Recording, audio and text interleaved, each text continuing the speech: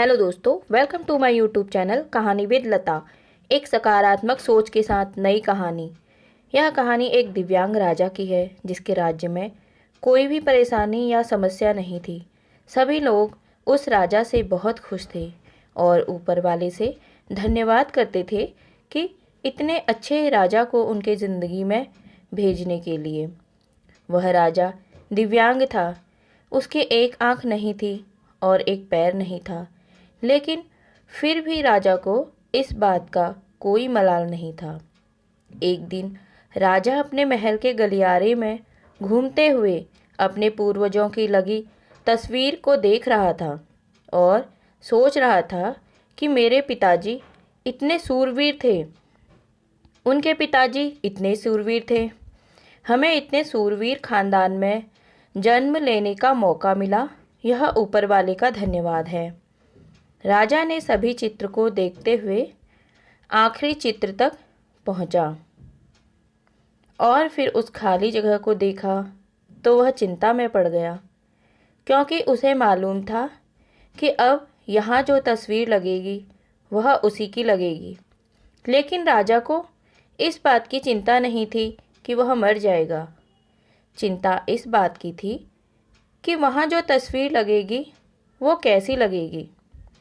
राजा का एक आँख और एक पैर न होने की वजह से वह चिंता में पड़ गया और सोचने लगा कि इस गलियारे में इतनी शानदार तस्वीर लगी है, लेकिन मेरी एक आँख और एक पैर न होने की वजह से मेरी ही तस्वीर सबसे खराब और सबसे भद्दी दिखेगी।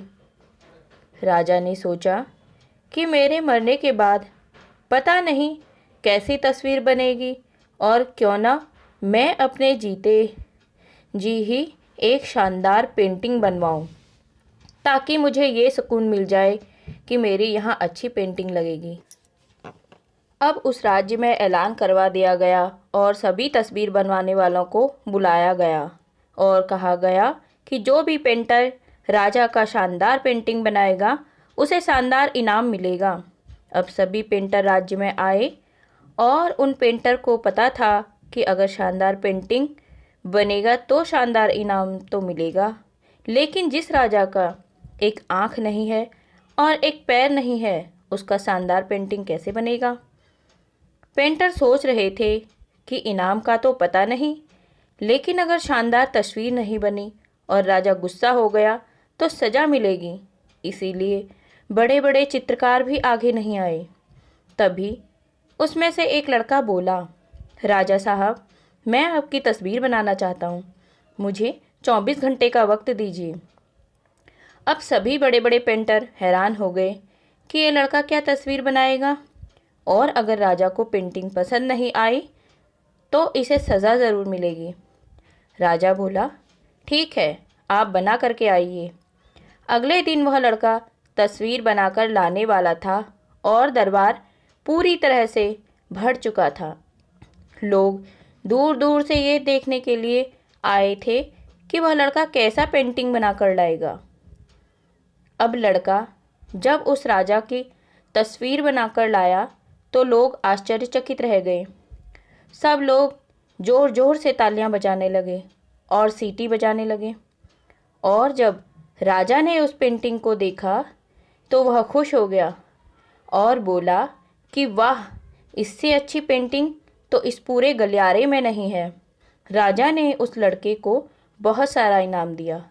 अब आप सोच रहे होंगे कि उस राजा की क्या तस्वीर बनी होगी जिसकी एक आँख नहीं है और एक पैर नहीं है, कैसा पेंटिंग बना होगा।